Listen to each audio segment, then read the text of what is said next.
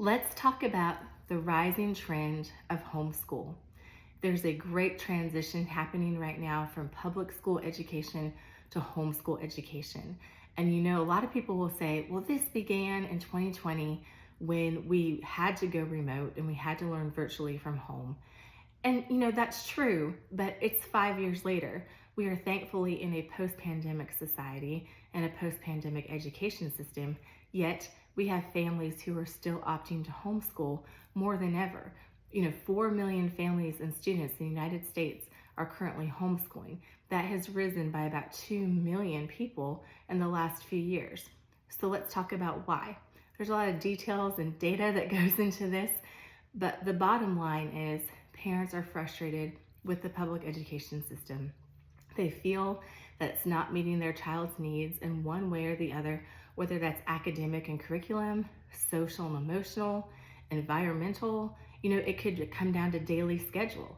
A lot of parents feel that getting up at 6 o'clock in the morning and going to school for 7 hours a day after that is too much for a young child.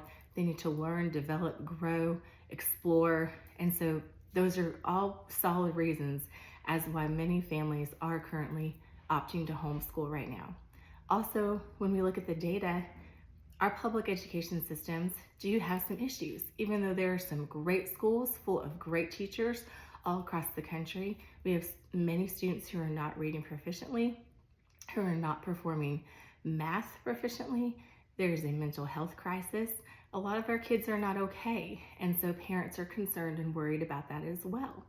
Public educators agree. A lot of public educators have left the traditional classroom to homeschool. They are creating co-ops with other fellow teachers who have left, and they have these homeschool communities that are thriving because they are teaching them and they've set up an established schedule and system, but they're able to do so many things with them that they simply just could not do in a traditional classroom setting.